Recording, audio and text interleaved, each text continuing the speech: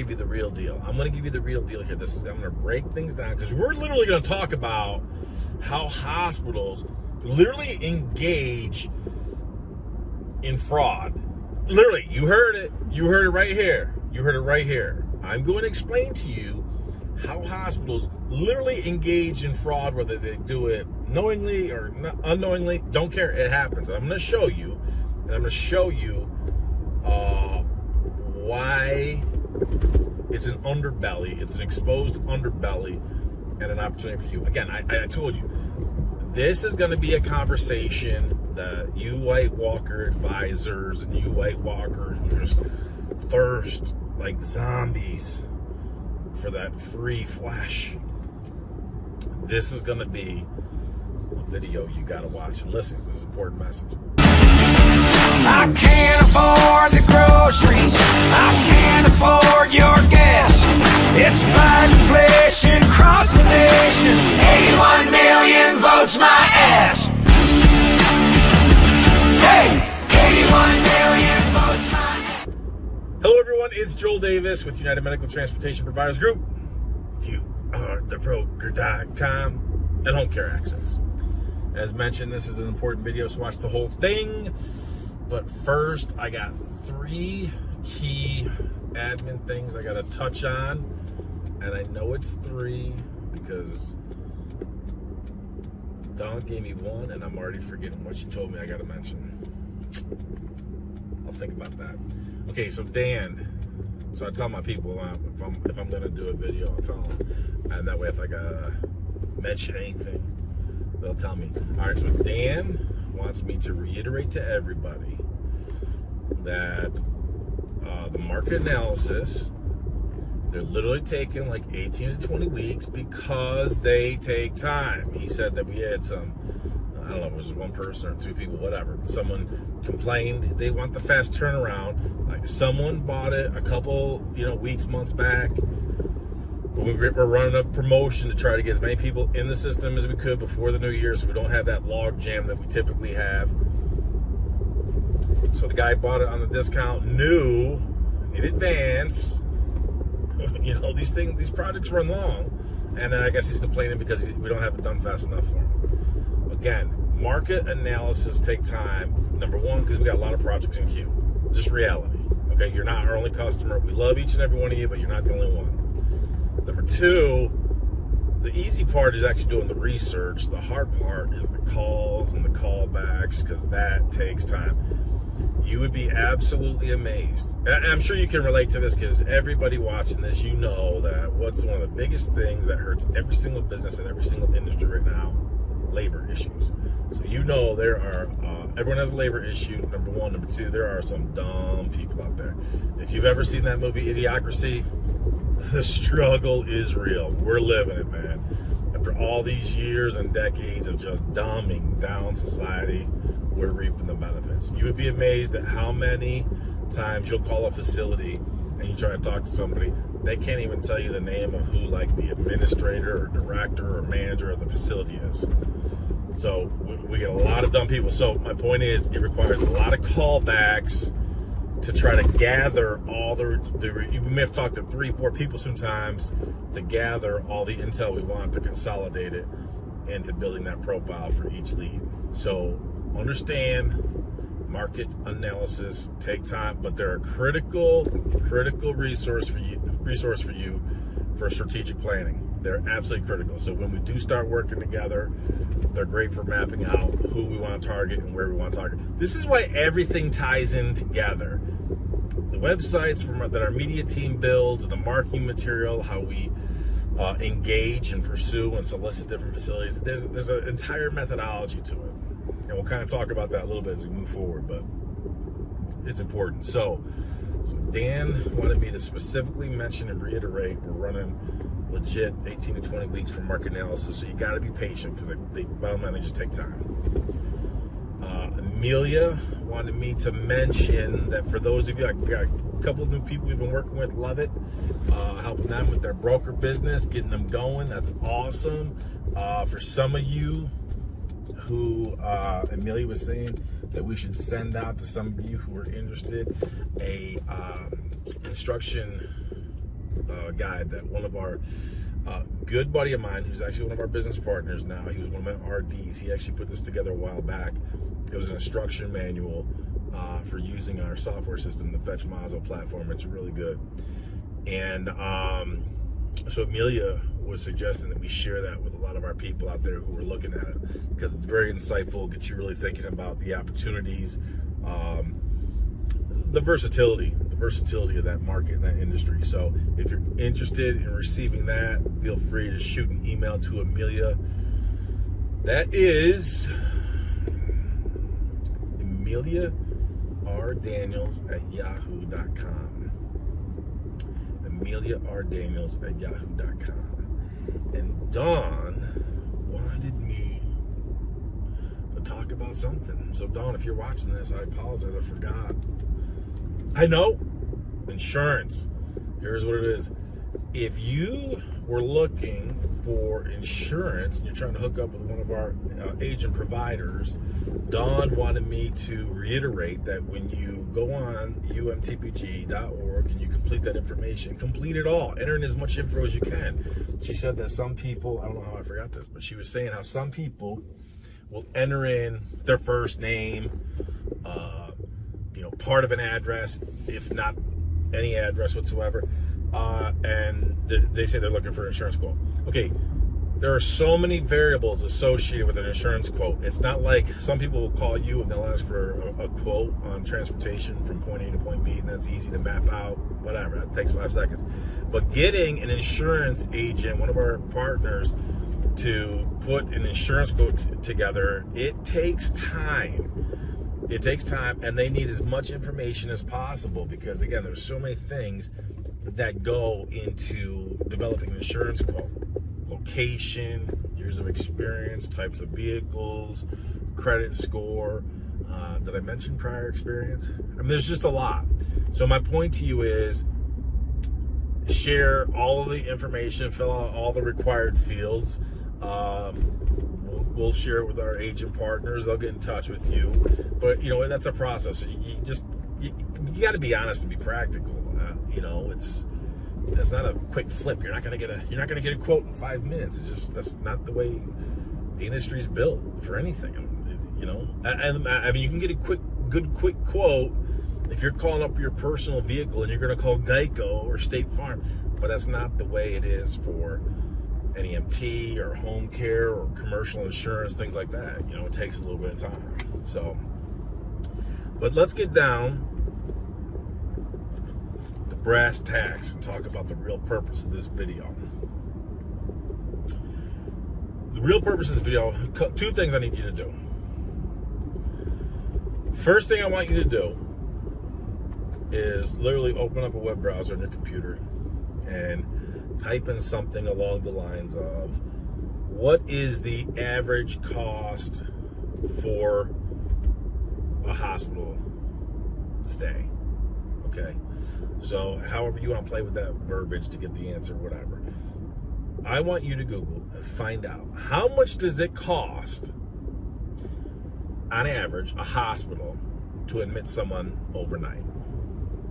Now I'm going to tell you it's going to be ballpark $3,000. How do I know that? Well, I was talking to someone, a CFO of a hospital, not too long ago, and I know that it's $3,000. So whatever you Google, it could be a little more, a little less, whatever. I'm sure there's gonna be some places it'll be like $5,000. That's just to stay there. So that does. So that if whatever happens, you go to the hospital, you go to the ER, you get admitted overnight, you're at $3,000. That's gonna cost that. It's costing $3,000. If insurance doesn't cover certain things, whatever, who eats that cost? Hospitals. Okay. Now think about cash flow. It's costing the hospital money right now, and then they got to chase money, chase reimbursement. Are you low income? Do you have insurance? You don't? Okay. You said you had insurance, but oh wait, that's lapsed. It's like, you don't have it? Okay. So we got to chase over here. Case managers, all that kind of stuff. They're all doing all that. It takes time. So that money, all that time in the box already cost the hospital money. Now the hospital has to chase. Boom. So the first thing is, I want you to Google and find out what is the average cost. You're going to find it's around $3,000. plus or minus. Next thing I want you to do is Google something along the lines of, let me see how I want you to say this. Google something along the lines of increased hospital stays due to lack of transportation. Again, play with those words to figure it out, but again, Google something in the search box, put in something to the effect of increased hospital admittance. That's a good word. Increased hospital admittance due to lack of transportation. Now, when you do that, you're going to find just a ginormous collage of fluffy crap. But this is what this conversation is about. We're going to decipher and decode the fluffy, feel-good crap. So this is a conversation that you're not going to find on your groups where you get to go be part of national accreditation, breakout sessions, come to our golf outing. Okay, this is a conversation you're never going to hear from that crew. Because when you go to those crews, the national accreditation, get certified. I love doing that. I love doing that. When you do that stuff and you go to all that, you buy into all that fluffy crap, they don't give you the real deal. I'm going to give you the real deal here. I'm going to break things down because we're literally going to talk about how hospitals literally engage in fraud. Literally, you heard it. You heard it right here. You heard it right here. I'm going to explain to you how hospitals literally engage in fraud, whether they do it knowingly or unknowingly. Don't care. It happens. I'm going to show you. And I'm going to show you why it's an underbelly. It's an exposed underbelly and an opportunity for you. Again, I told you, this is going to be a conversation that you White Walker advisors and you White Walkers just thirst like zombies for that free flesh. This is going to be a video you got to watch and listen. This is an important message. So we've already established that if you Google what's the average hospital stay, if you get admitted, it's around ballpark $3,000. Coming out of the gate, we know that. Some more, but I doubt it's less than that. So when you Google something to the effect of increased hospital admittance due to lack of transportation, you're going to be flooded with so much crap. And you're going to see all different types of feel-good analysis that hospitals paid a lot of money to get third-party agencies to come in and do all this data and analytics and all this fluffy crap. What does it boil down to? They all state the obvious. There's a lack of adequate, proper, and timely transportation. So we know that. That's basic. We already knew that coming out of the gate. As you go through and you start researching all that crap, all that fluffy talk and the solutions and community, we need community engagement, and if we could have better relationships throughout the community to support this and community-based this and community-based that. All that community-based, non-for-profit, fluffy horse crap means absolutely nothing with how much you, the hospital, are paying me, the transportation provider. The demand is obvious. We got people who go into hospitals, they end up getting admitted overnight, and I just talked about this in a recent video, where we got some people here in my local community who, if they go in on a Friday, there's times they spend 2 nights in the hospital because they don't have proper transportation to get them out. If I was single and I wasn't so involved with my broker business and everything else, I can guarantee you I'd be back popping another NEMT I mean, it's just insanity. So you know coming out of the gate, if this is true, the hospital doesn't want you there because that's costing money. Here's what happens.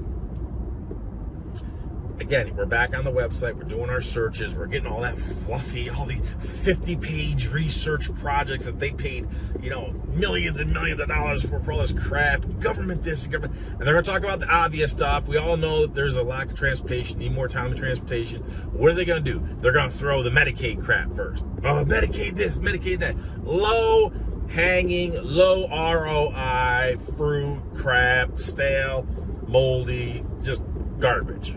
Garbage, for the most part. Now let's talk about the Medicare aspect for it. Now, again, White Walker advisors, I'm sure you're going to talk to your White Walkers about this. Medicare, Medicaid, not the same. Medicare, Medicaid, not the same, far from it. Low-income people, boom, go into Medicaid, go into some type of managed care, and you see a lot of these brokers, Logistic crap, it was now Motive crap, had to change their name, had to rebrand because their brand sucks. They do a lot of, they'll work directly with Medicaid, they'll work with different managed care plans, likewise, MTM, Southeast Trans, whatever their new name is, they had to rebrand because they suck too. Access to care, everybody, all these guys, right? So now you have all these, now Medicare. Now Medicare will cover you. If you go into a hospital, Medicare is going to cover you up to 100 days. Now there's going to be, after a certain number of days, so let's say you break your hip, you go into the hospital, you have surgery, you're there for a couple of days, you get discharged, you go to a skilled rehab facility, you're still under Medicare. There starts to be like a spend down where, okay, but initially it's going to be 100%. After X number of days, it'll go to like 90%, 80%, something along those lines. Forgive me if I botch some of those numbers. You get the idea. So what happens is, pay attention now. Here we go. Joel, we just get to the point. Be cool. Be cool. Medicare will cover up to 80% of emergency transportation. What was the word I just said? Emergency. That's not you. If you are in the NEMT, non-emergency, Medicare will not cover that. You can't bill Medicare, but who can? An ambulance service, ALS or BLS. Advanced life support, basic life support. They can bill, and they'll bill Medicare up to 80%, and then the other 20% they'll bill the client privately or insurance. And that's where ambulance companies take a big loss. That's where they take a big loss. Because think about it. Let's say you just billed Medicare or insurance, Blue Cross Blue Shield, or one of those insurance companies that are contracted with Medicare. You bill them, they pay 80%. And then the patient, they're not paying that 20%. You just took a 20% loss. Now, granted, your prices are way more inflated as compared to an NEMT. I get that, but ambulance did you know that nationally ambulance companies, their margins are literally like something crazy? It's like 8.7%. Did you know that? White Walker advisors, come on, get clicking here, White Walker advisors. You gotta know this type of stuff, so that way when you're talking to your White Walker zombies and give me all the free stuff, you gotta be able to give them some good meat. You gotta give them some good meat. So ambulance companies, literally, their margins like 8.7 or somewhere's in there. It's single digits. They take big losses on people who don't pay the private portion, right? Hospitals, skilled care, rehab, they're billing Medicare as well. Now what happens is you get these supplemental plans, the Medicare, Part B, all that kind of good stuff. Now they started to make it, they pay close attention. So now they came in and they said, okay, we're going to start paying for a limited amount of non-emergency transportation as long as we can get a doctor to say this was medical necessity. It was an emergency. It was not an emergency, but it was a medical necessity. The supplemental plan will kick in and pay for that. Are we tracking? So Medicare will pay for like 80% emergency transportation. Emergency. Then the supplemental plan started to kick in. I said, okay, we will pay for doctor prescribed, doctor warranted, non-emergency transportation. As long as the doctor says this was a medical necessity, but not an emergency. Okay. So here's what happens. You know that Mrs. Smith, you being the hospital, Mrs. Smith is not. She needs to be discharged from the hospital, go to the skilled nursing facility, and it's not emergency. But you know, in order to get the Medicare to pay for it, to get the funding, what do? You force them to go with an ambulance, an ALS or BLS. What's the problem with that? We know that ambulances are what? One-dimensional. Boom. Ambulances are taking stretchers, that's it. Now, are there ambulance companies that also operate NEMT vehicles? Yup. Do they, and that gives them a luxury. They're able to go in, they're able to bill Medicare directly.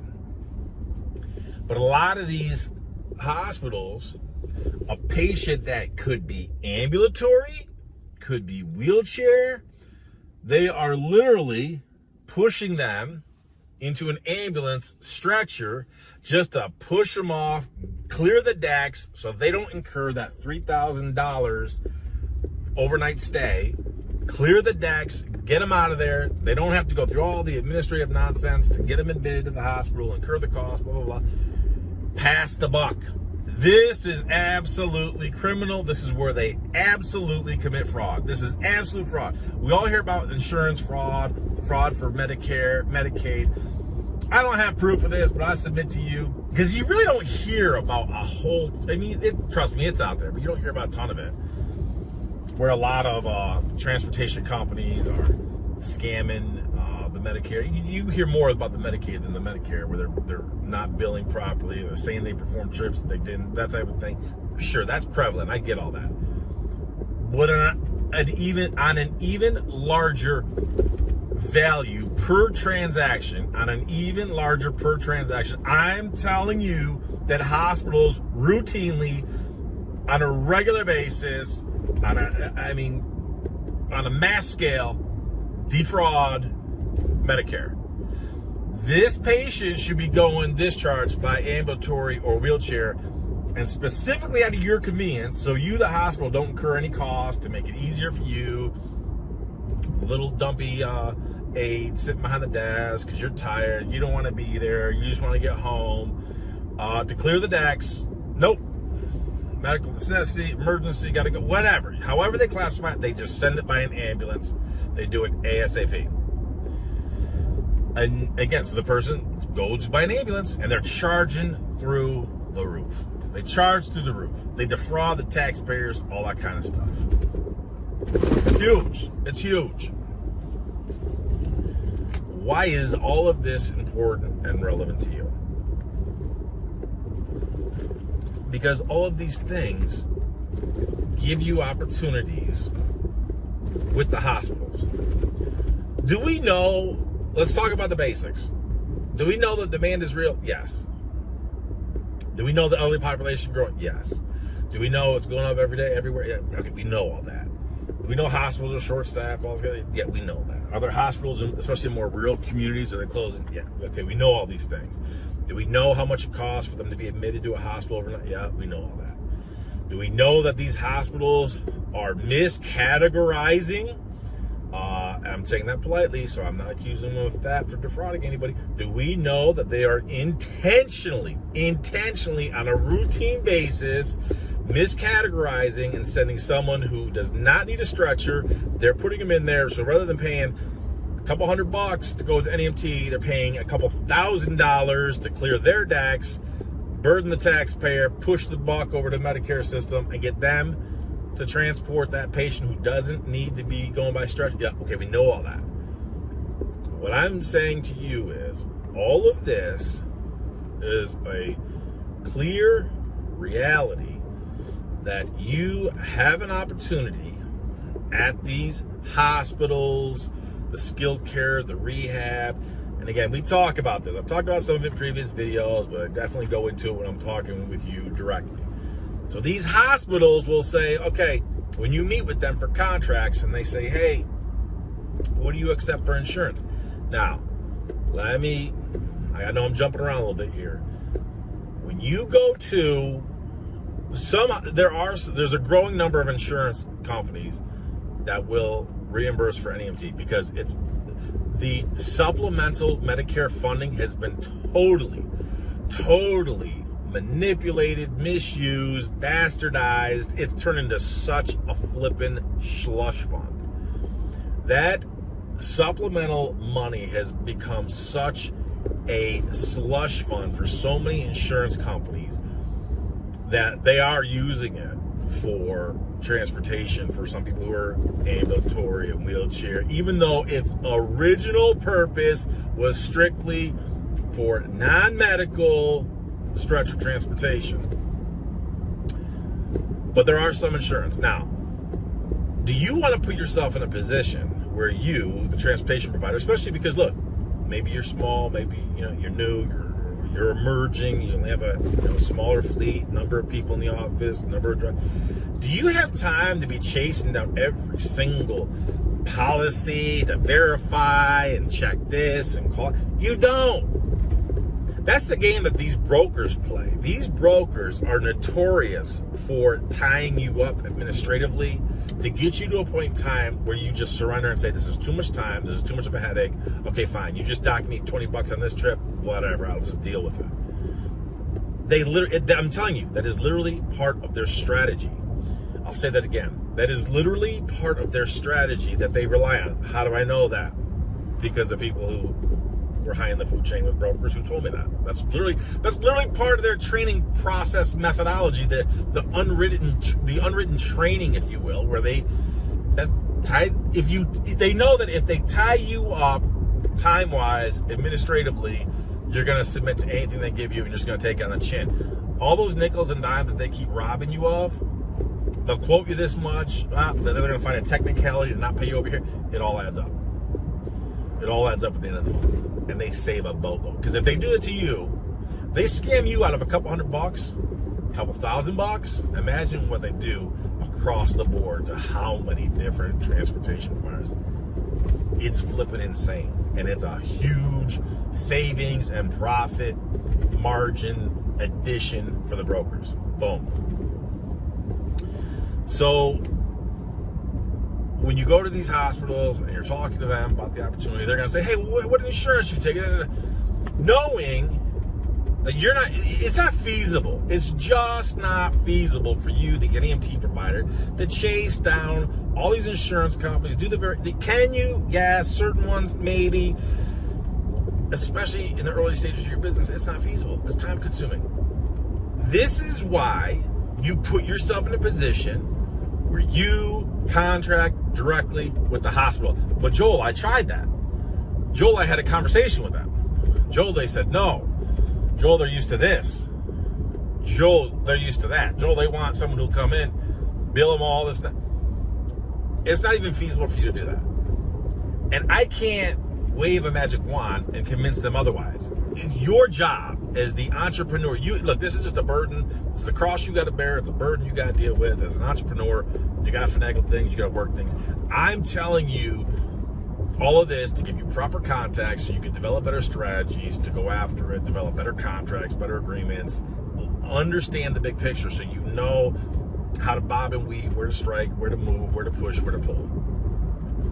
But Joel, and really a large portion of the motivation for this video, a recent email I sent out in response, and I drafted the response to send out to this lady. I think her name was Nancy or whatever. But the hospital's pushing, why we need you to build this, build that. No. I'm going to bill you, the hospital. I'm contracting with you. Now, you in turn,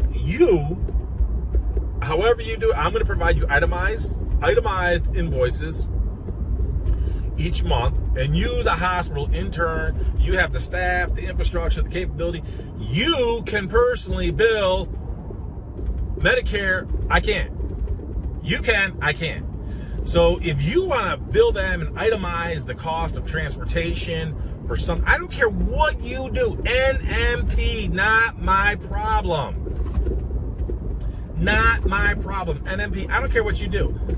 We all know that the need is there. You don't want people overnight. You're looking at $3,000 to $5,000 a pop per night. 1 night, 2 nights. I mean, this is a lot of money. You want to clear the decks. Do you want to continue to engage in this fraudulent activity where you are sending people out, you're miscategorizing them, sending them out as a non-emergency stretcher when they clearly don't need a stretcher? That's fraud. You want to continue to engage in that? What's the liability aspect just on that? What is the liability aspect just on that? Huge. But I'm going to contract directly with you, the hospital or the facility. However you collect your money, if you want it, chase it if you want it. Maybe you don't even waste your time. Maybe you don't even waste time because you just know, let's see, pay ABC company a couple of $100 to transport, person out by stretcher, which, by the way, everyone knows I love stretchers because stretchers are just booming right now. Everybody, stretcher work is going up in price everywhere. Big money, big margin, boom. That's just something in the water. So you, the hospital, I don't care what you do, how you collect your money. If you collect your money, do you pursue it, do you not? I don't care how you itemize it. NMP, not my problem. But we know the demand is there. We know that if you don't, whether you do collect the money, you don't collect the money, by me taking the people out and you paying me, I'm saving you administrative cost. We're clearly saving you on you not taking on the financial burden of having to admit somebody. I'm gonna have my people. This is a very interesting, very delicious dynamic right here. I'm gonna have my people, when they produce this video, I'm gonna have them put up a picture. Now, this picture, a client provider who we're working with right now, love them, great couple. This picture is them, and everyone knows how I feel about motive crap, all that kind of good stuff. But I told them we're going to apply to them. There's a specific reason why we were doing it, all that kind of good stuff. We're going to apply to some other. We're doing our thing. We got a good strategy. But take a look at this picture and see how they got denied. They got denied. Look specifically for the reason for why they got denied by motive crap. Motive crap is saying they have sufficient transportation providers in their area, so they don't need any more. Here's the beautiful irony of the whole thing.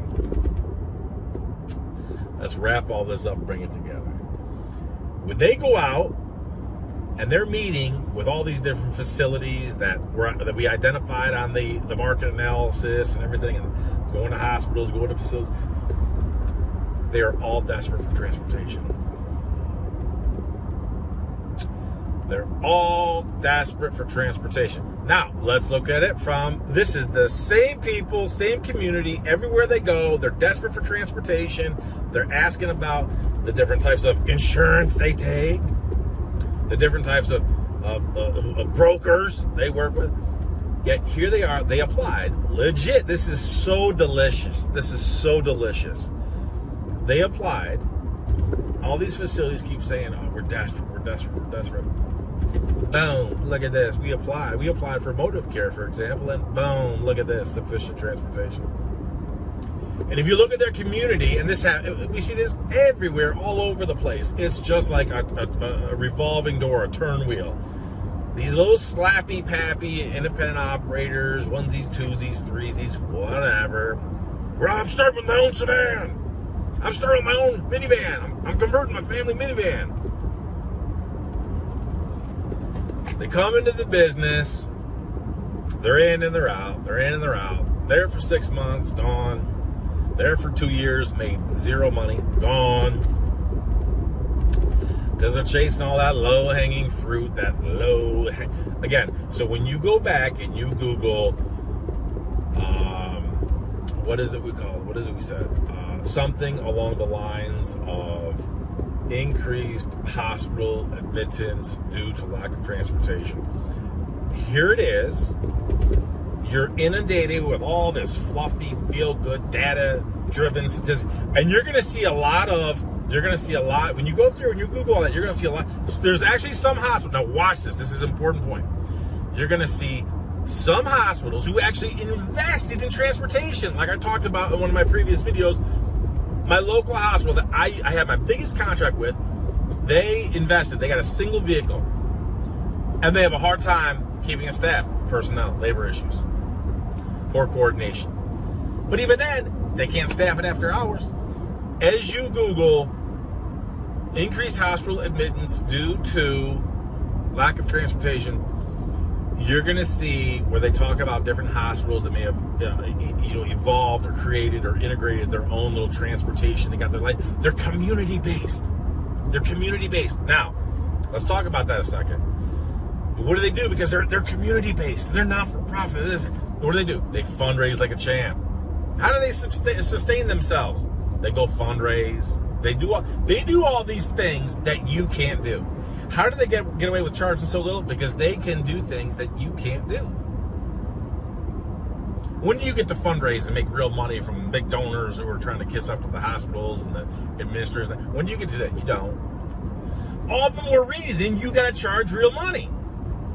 But let's talk about, go look at these hospitals that invested in one or two vehicles. They got maybe one or two, one full-time guy, one part-time guy, whatever.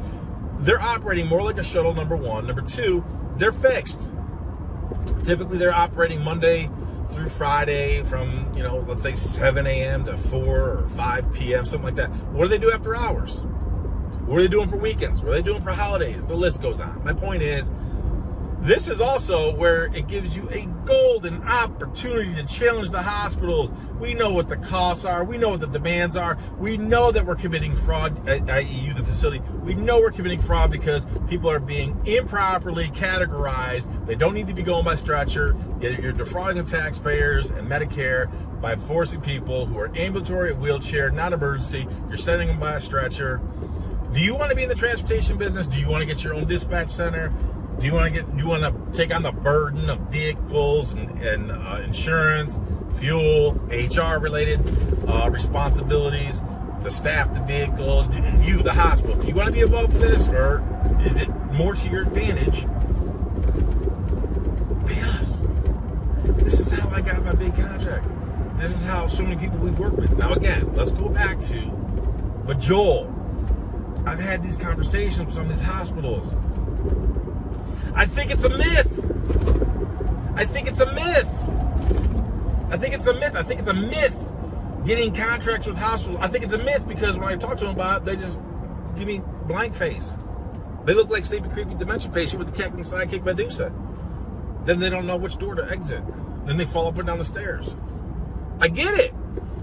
I don't know what to tell you on that because guess what? I don't know what you're saying. I don't know what they're saying, but it's like this is just part of the dynamic of you having to massage the system of when you're talking with people of this is convincing people. Some people are harder than others. It is what it is. And you also have to consider, you got some people who are just perpetual, they're part of the perpetual everlasting bureaucracy. They've never had to go out and make payroll themselves. They've never had to go through and do the hiring and firing. They're just part of the system. So they're never going to understand stuff like that. So what's the solution? What's the workaround? I don't know. You have to continue to work on it. Every facility, every organization, different people coming in, different levels. They're different. It is what it is. This is why I always say this. If you think everything is a one-size-fits-all, or some people, I need a contract before I work with you. I need a written contract. If you think a one-size-fits-all bogus piece of crap contract to work with us is to your advantage, get the step. Just move. Anybody offering you a one-size-fits-all solution, run as fast as you can. There's a reason I'm telling you, as I've always said, fact check everything I say. Fact check it, fact check it, fact check it. There's a reason I'm telling you to go Google everything I said. Look up the data and statistics yourself. When you Google increased hospital admittance due to lack of transportation, and you see all the fluffy, feel-good crap, reports, analytics, data-driven. Oh, this is 135 pages. And if you were to boil it all down, it's like, it's all crap. It's all fluffy crap. But it's for people who to feel self-important. Look what I created. Look at this beautiful document that I created, and we're gonna pass it up to administration. Oh, the governor's gonna see them. We'll submit to the governor. Dude, it's such fluffy crap, folks. It all comes down to this. I don't care what you got to do. I don't care what you got to do. You got to make real money. Bottom line. I got to say that again. You got to make real money. Time is short. Short is time. You got to make real money. Is it better to have, and I'm making up numbers here, is it better to have 10 vehicles that make marginal because you're chasing all that broker nonsense, or is it better to have 5 vehicles that are highly profitable? Well, you want the 5. Less HR problems, less maintenance problems, fuel, all that kind of good stuff. Is it better to have 20 or 10? I'll still go with 10. Again, this is why there's no such thing as one size fits all, because what are the numbers? You got to look at the numbers. And again, I'm jumping around here a little bit. This is why, again, I stress to you, you got to trust the plan. Trust the plan. I always talk about the process. It's a process. But trust the plan, because what is the ultimate goal? Build, grow, scale. Build, grow, scale. To do what? Put us in the position to sell at a future multiple. Well, Joel, I don't know. I don't know if I should work with you. I don't know. Our business, we're bringing in $144,000. I'm feeling pretty good. I don't think there's any reason to talk to you. We're doing pretty good. Granted, we haven't taken a salary in 7 weeks, but I can't substantiate investing and trying to learn from you when I'm generating $144,000 a year. But you haven't taken a salary in 7 weeks, and the list goes on. It's crazy. I know I'm forgetting some stuff, but as you can see, the Rambler strikes again. It's just absolutely insane, but I really want you to do your homework. And when I say do your homework, I'm talking about literally fact checking everything I say. Fact check it all. Oh, you think you're so smart? You think you know it all? Nah, I don't, but damn, I'm pretty good. I can't believe you say that. That's just so arrogant, so cocky.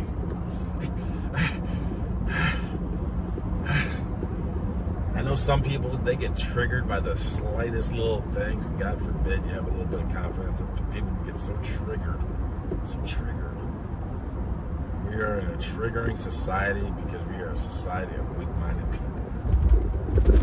You got to build your business so that you're in we The other stigma that we face, pay attention to this one. The other stigma we face, especially when you go to hospitals and these facilities, we got to play this straight. We got to call it right down the middle.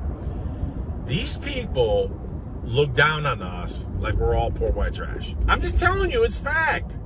Well, Joel, I'm getting in this business. Do I want to be successful, make money? Yeah, I know you do. But I'm telling you realistically, the people of these hospitals, the reason they try, I've said it a million times, I'll continue to say it again. They want a woman in business. They don't want a smart businesswoman. They want a man in business. They don't want a smart businessman. They expect you to come in, be the typical drone, simp, limp, gimp, who say, I need a contract. What do you say? Oh, that's all you're gonna pay me? Okay, I'll like it.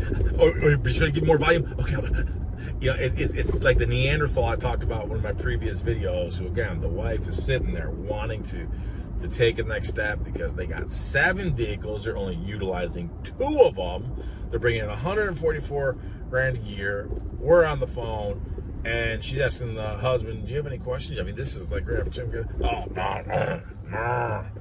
I don't have any questions. What we're doing works. Oh, look at me. I know what we're doing. Making 144 grand a year, 7 vehicles, doing this whole rigmarole nonsense of liability insurance for this and covering that. And whatever. It was a whole hocus pocus nonsense. Only using 2 vehicles, haven't run a salary in 7 weeks. Boom. That's not the way we operate, folks. We know the demand is there. We know the demand is increasing. We want to build our business, build our brand, position ourselves properly so we can go to the top of the food chain, systematically work our way down. We know exactly what we can collect, what we can't. We know exactly what our value is, what it's not. We know where to push. We know where to pull. We know when the administration is trying to box us in. We know exactly how to maneuver. We know exactly how to maneuver. We know sometimes we've got to wait, hold them, fold them, whatever. Oh, I understand. So you don't, okay, so you're not, because you want to continue to miscategorize these patients and say that their stretcher, they require, when they don't, that's fraud. Oh, did I just say that? Yeah, I did. Yeah, I did. And then I said that. Oh, did you? Because you don't have to do fraud. Because if you ever found out that, but you so if they called, well, if you get audited, we didn't go there, did we? Yeah, we pretty much did. Yeah, we pretty much did. But Joel, I don't understand why you're talking like this. I mean, I'm trying to go to these national accreditation meetings, where I want a lanyard. If these guys, I mean, they're serious. There's some major players there. I mean, they are sponsored by an awful lot of brokers, and I really want to get in good with these brokers so I could use their platforms. Because if I'm using their platforms, they're going to tell me what to do and how to do it, and they're going to manage my business for me, and I could just sit back and collect checks. Dude, are you flipping delusional or what? Are you flipping delusional or what? Folks, I swear to you, I'm not exaggerating. We see and hear stuff like that. I know it's funny. I know most of you watching this, you get it. But I'm telling you, there's some who don't. And I know there's other people that, because we're in a snowflake society, everyone's triggered easily, and the words, the language, the tone. Oh, you're not using the right tone. You're not using the right tone with me, so I'm triggered right now. Yeah, I don't like your tone. I don't like your tone. People, trust me, we get that one too. I don't like your tone. Your tone turned me out. Your tone was very hurtful. Folks, time for me to biz ounce right into the shinny. Hope you learned something. Stay tuned for more great info, because when you stay tuned, I'll see you outside. I can't afford the groceries. I can't afford your gas. It's Biden inflation across the nation. 81 million votes my ass.